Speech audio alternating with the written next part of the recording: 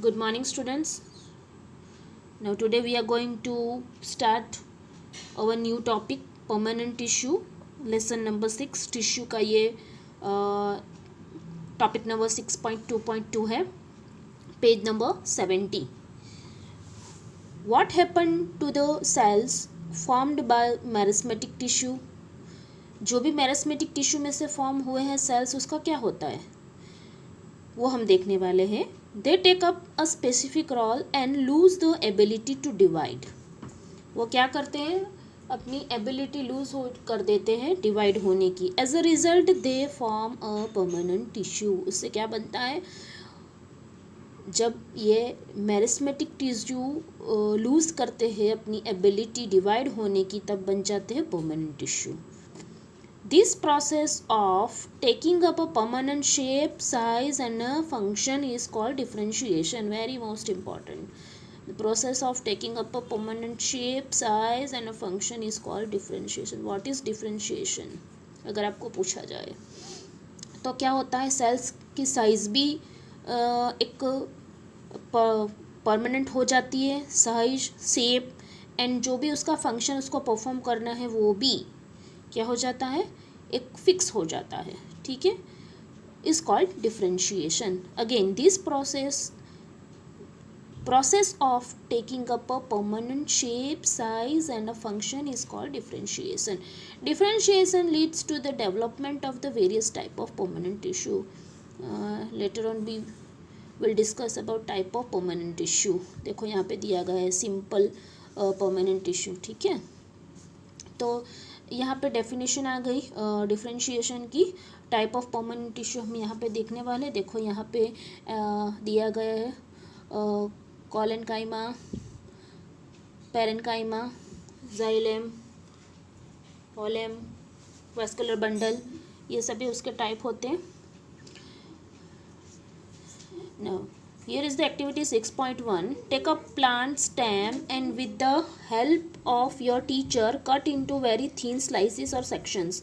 आपको क्या करना है, एक स्टेम लेना है और वेरी थिन स्लाइस, आपको क्या करना है, उस थिन स्लाइस में उसको कट करना है. ठीक है. Now stand the slices with safranin. उसको किससे स्टेन करना है, सेफ्रेनिन का जो सॉल्यूशन आता है उससे स्टेन करना है. प्लेस वन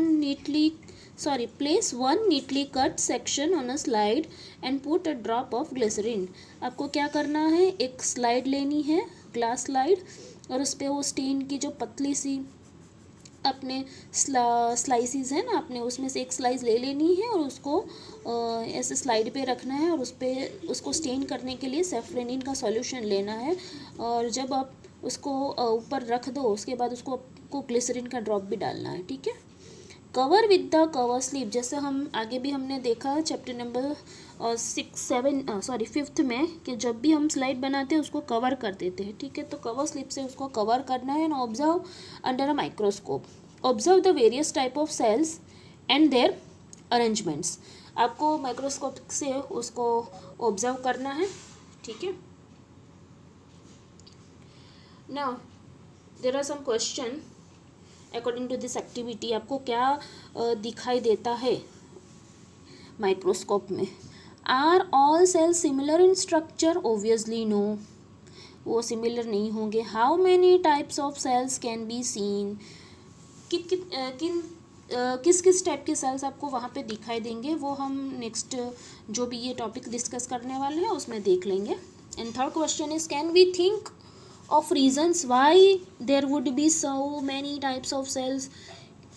बहुत सारे टाइप के जो सेल्स, बहुत सारे टाइप के सेल्स क्यों हैं, क्या उसका रीज़न क्या है, वो आपको आंसर करना है यहाँ पे. तो पहले हम देख लेंगे ये वाला टॉपिक, तो आपको इजीली इसके आंसर मिल जाएंगे. तो जो सिंपल टिश्यू है उसका परमानेंट टिश्यू का फर्स्ट पार्ट में हम देखेंगे सिंपल परमानेंट टिश्यू. ये परमानेंट टिश्यू का एक टाइप है सिंपल परमानेंट टिश्यू, तो उसको डिस्कस कर लेते हैं. A few layers of cell beneath the epidermis are generally simple permanent tissue. जो ऊपर वाली जो स्किन जैसी होती है ना प्लांट की, वहाँ पे क्या होते हैं, वहाँ वो जो बनी हो उसके नीचे क्या होते हैं, ये सेल्स मतलब इकट्ठा होके क्या बनाते हैं, परमानेंट टिश्यू बनाते हैं। तो ये जो लेयर होती है उसके नीचे की बात हो रही, beneath the epidermis are generally simple permanent tissue, जो इसकी स्किन जैसी होती है ना उसकी बात की गई है। Parenchyma is the most common permanent tissue, very most important, please underline this sentence, parenchyma is the most permanent tissue, most common permanent tissue. It consists of relatively unspecialized cells with thin cell walls.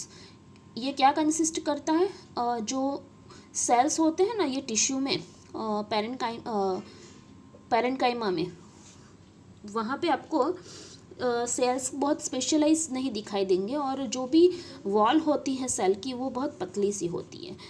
They are living cells, also they are living cells.